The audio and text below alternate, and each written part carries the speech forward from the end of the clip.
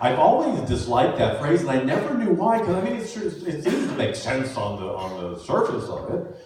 Implicitly, though, it says, great job, but if you died from it, what a bummer.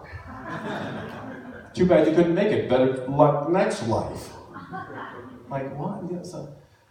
I mean, I understand the intent behind it, that you go through a challenging time, and you're stronger and you're tougher for the next part of your life. However, I've known a lot of people since doing this thing called ministry who have gone through extraordinarily rough times in life. They were incredibly tough, wise, and powerful, and they still died.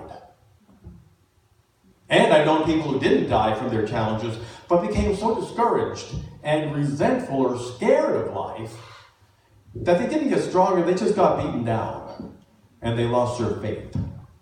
I know so many people who used to come to church, and they were so gung-ho, and something happened, and we didn't see them anymore. Once in a while I would call and ask them how they were doing, and they said, I just don't think there's a God anymore. I just don't believe this thing was just too big for me to deal with. You may be going through that yourself today. Maybe not on that level, but certainly you may be going through something saying, what's going on here? Do you ever think, I just can't go through this anguish, this hard life in this way just one more day? I don't know what I'm going to do. There's your answer now. It's God. Thank you, God.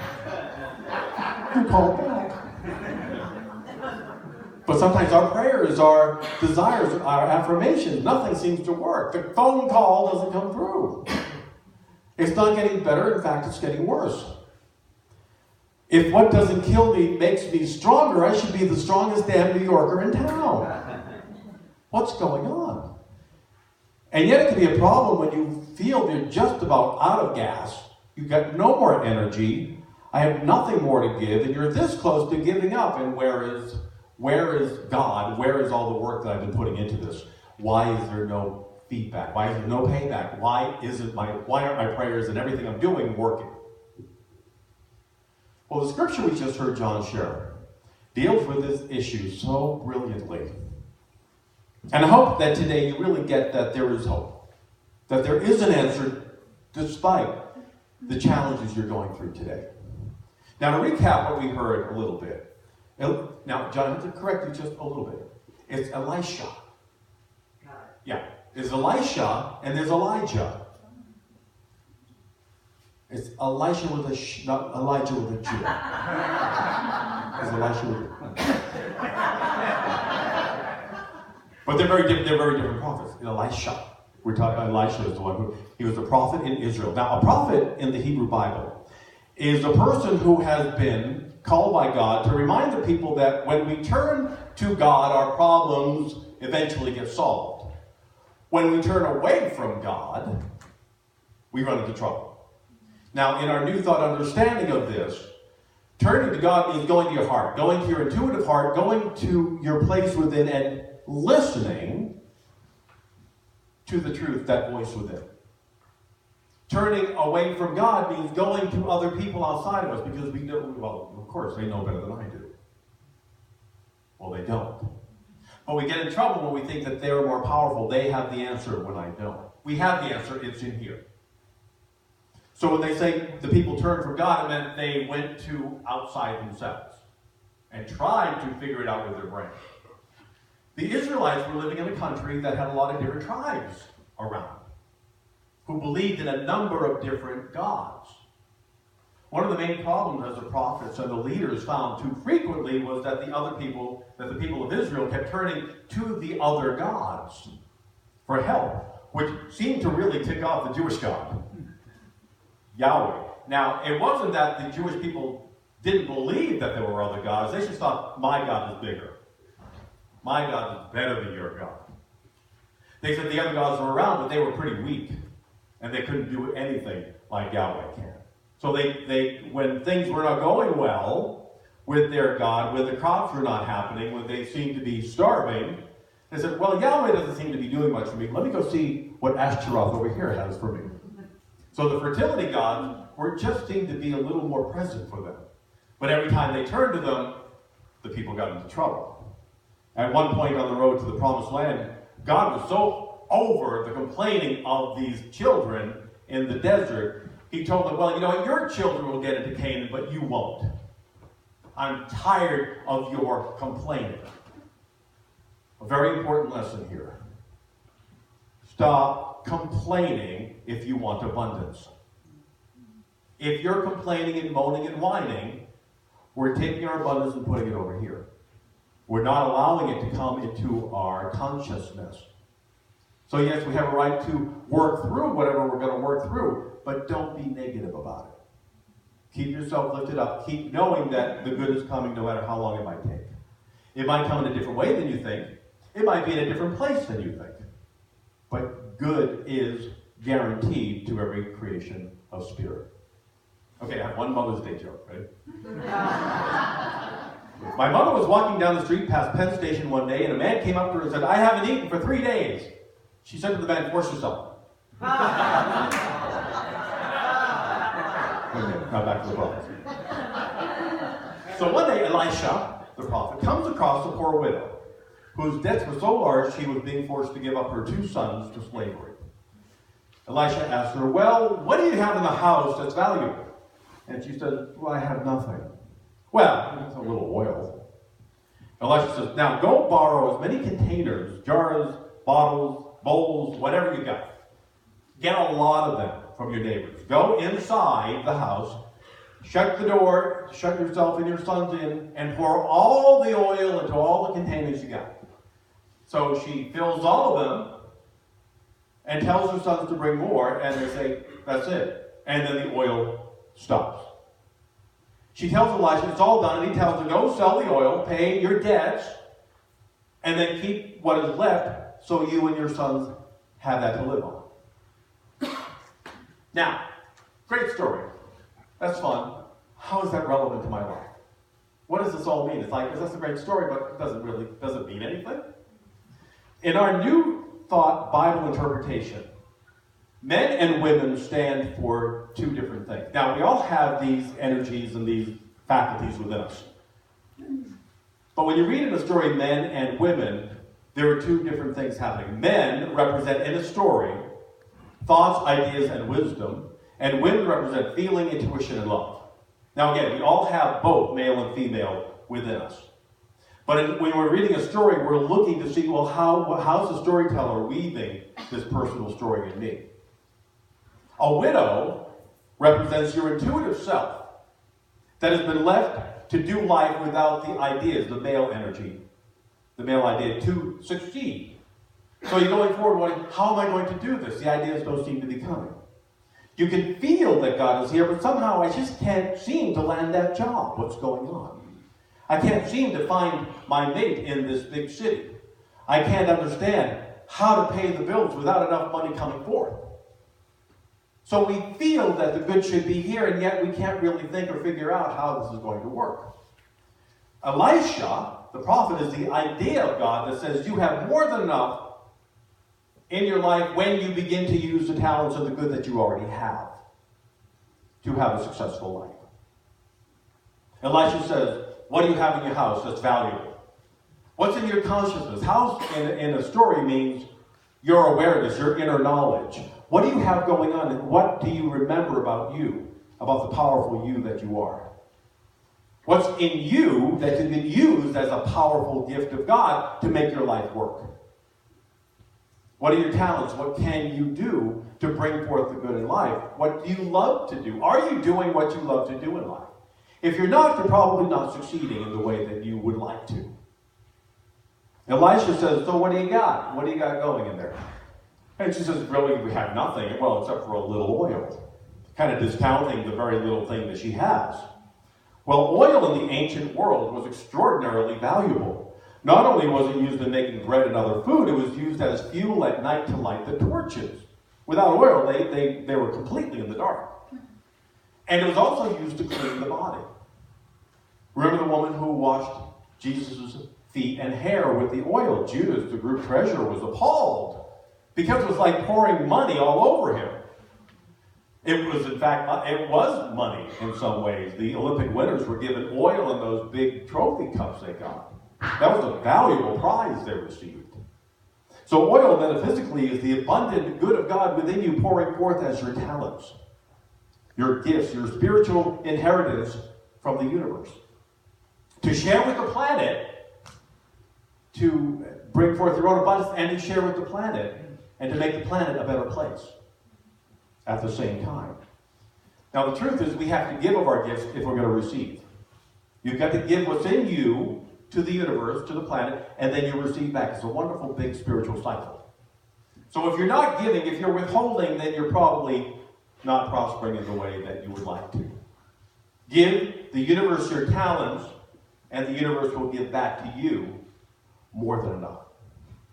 So the widow fills her many, many containers. They sell the oil, the kids and the widow are saved from slavery. Great story. Wonderful story. But again, that oil thing sounds very far-fetched. What am I to do with that? I can't possibly use that in everyday life. How is that magic trick going to help me?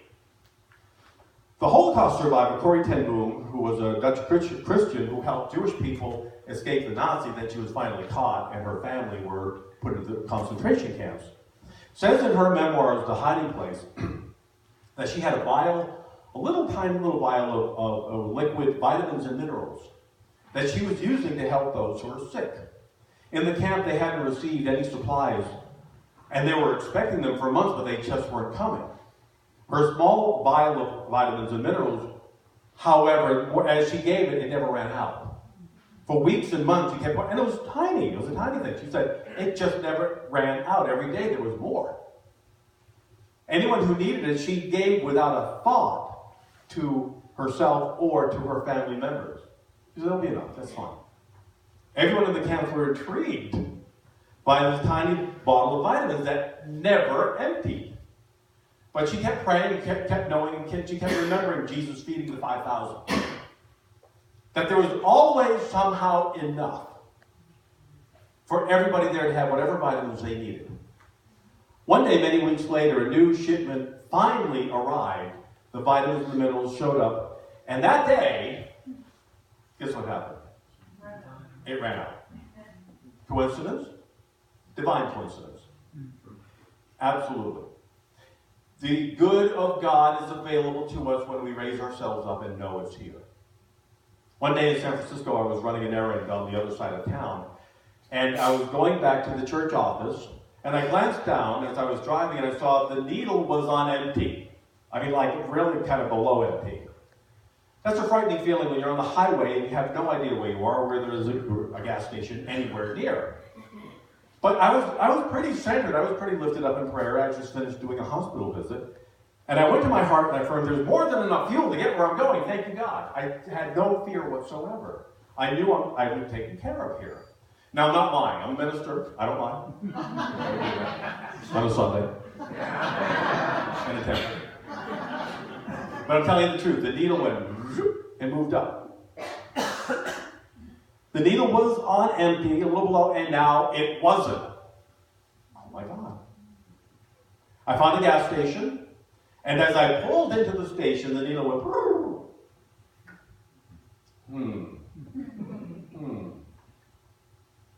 If we keep ourselves lifted up, there's more than enough. There's more than enough.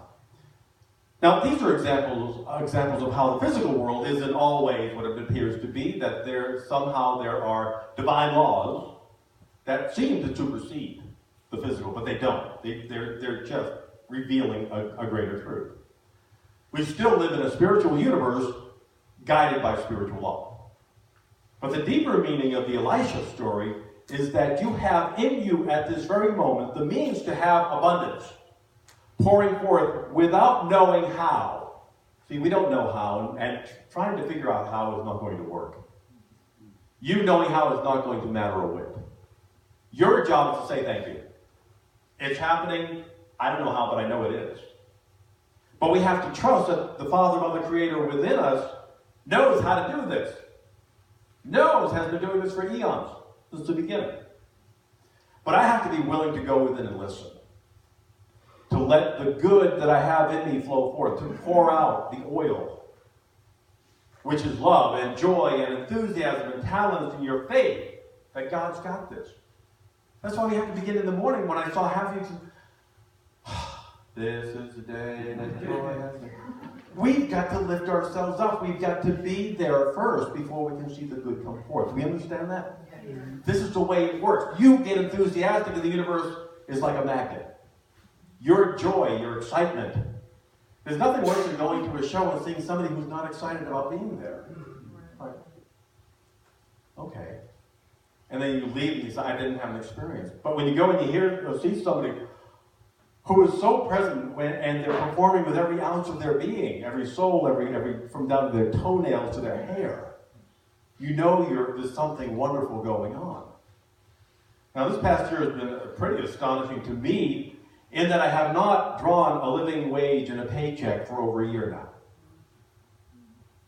I've been getting some remuneration, I can't even say the word, some money. Remuneration, thank you.